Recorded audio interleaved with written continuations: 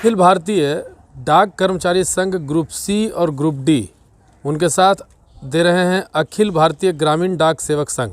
इन लोगों का 2 दिवसीय देशव्यापी हड़ताल हुआ था और यह हड़ताल 28 यानी कल और आज 29 मार्च तक ये चलेगा।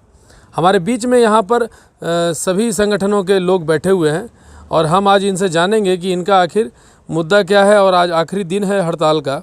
अब इनका मांग क्या है? हमारी मांग है ये न्यू पेंशन बंद करके ओल्ड पेंशन लागू करने के लिए। पेंशन में जो आदमी तो रिटायर होने के बाद फिर कोई साधन नहीं रहता है जीविका चलाने के लिए। हाँ। क्या नाम हुआ आपका? मेरा नाम राकेश कुमार हुआ। राकेश जी ने कहा है कि न्यू पेंशन हटाकर ओल्ड पेंशन स्कीम को लागू किया जाए। हमारे बीच में और भी कुछ लोग हैं, उनसे भी जानेंगे क्या मुद्दा है इनका। आज हमारा साथी आप अपना नाम बता दीजिए। सर्वेश कुमार, ग्रामीण डाक सेवक संघ के रामगढ़ जिला का सचिव। हाँ, बताइए क्या मांग है?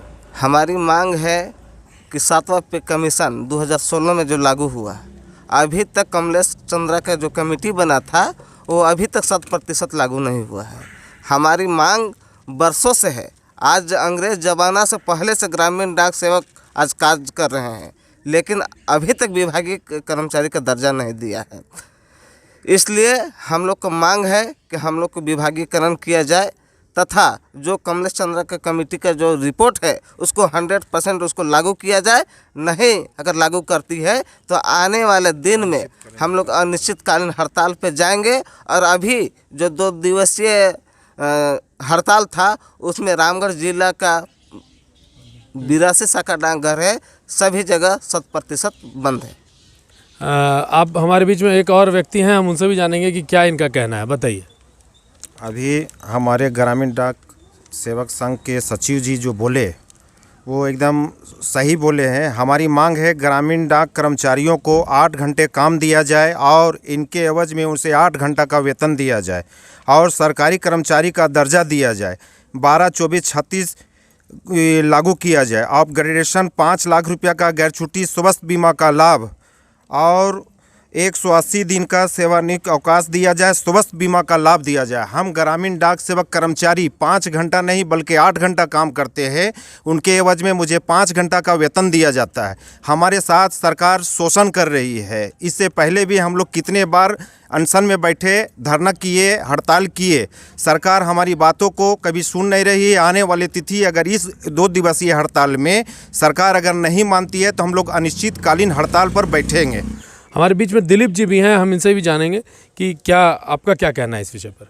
हमारा जो ट्रेड यूनियन है, जो हमारे ट्रेड यूनियन का जो आह्वान होता है, उसमें ट्रेड यूनियन के आह्वान पे जो भी डिमांड होता है उसको हम लोग कोशिश करते हैं कि 100% उसको पूरा करें। उसमें हमारा जो पहला डिमांड है वो बहुत ही महत्वपूर्ण है, क्योंकि आज के डेट में एनपीएस से जो हमारे कर्मचारी रिटायर्ड हो रहे हैं उस सभी कर्मचारी का किसी को वेतन 920 रुपया मिल रहा है, किसी को 1240 रुपया मिल रहा है। जिससे होता क्या है कि कर्मचारी आज एक वृद्धा पेंशन वाले लोगों को भी 1000 रुपया के आसपास मिलता है। तो कर्मचारी अपने आप को हीन महसूस कर रहे हैं।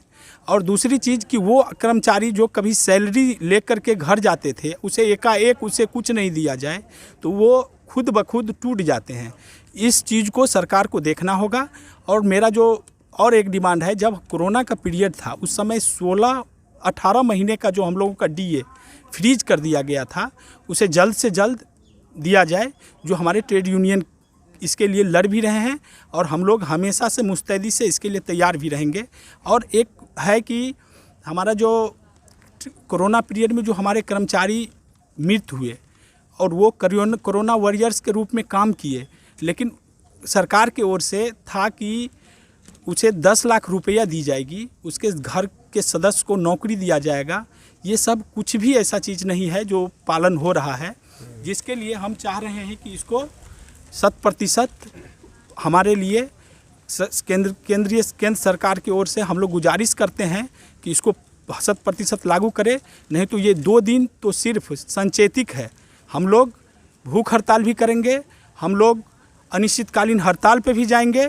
जब तक हमारी जो उचित मांग है उसे पूरी नहीं किया जाता है, तब तक हम लोग हमेशा से सरकार के खिलाफ बैठेंगे और अगर सरकार देती है तो मैं उन्हें प्रोत्साहन के रूप में भी बोलूँगा कि सरकार अच्छी काम कर रही है। बीच में अखिल भारतीय डाक कर्मचारी संघ ग्रुप सी के पूर्व सचिव रह चुके हैं और ये रिटायर हो चुके हैं और हम इनसे आज बात करेंगे। इनको आज पेंशन मिल रहा है क्योंकि ये ओल्ड पेंशन स्कीम में थे और आज इनके अपने साथियों के साथ ये भी धरना पर बैठे हैं। इनकी भी मांग है कि इन लोगों को ओल्ड पेंशन स्कीम मिलनी चाहिए थी। सर, आपको तो ओल्ड पेंशन स्कीम के तहत आपको पेंशन मिल रहा है और अब आपके साथियों को न्यू पेंशन स्कीम के तहत पेंशन नहीं मिलेगा। अगर आपको भी नहीं मिलता तो क्या होता?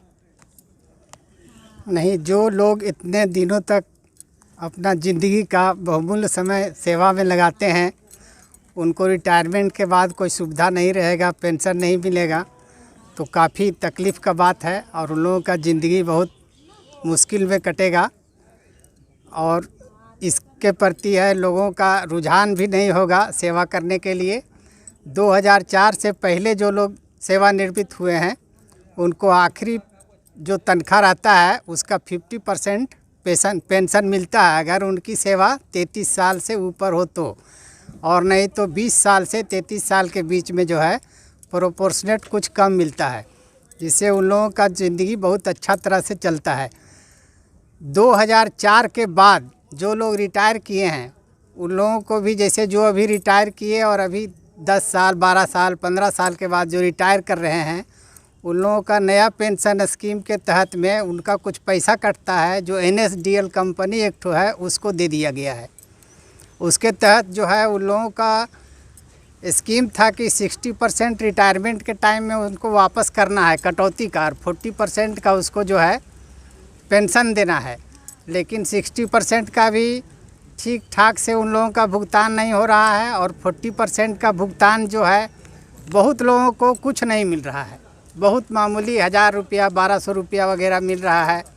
इस तरह से तो यह बहुत अनुचित है, जबकि सरकार अपना MLA MP सबको जितना बार लोग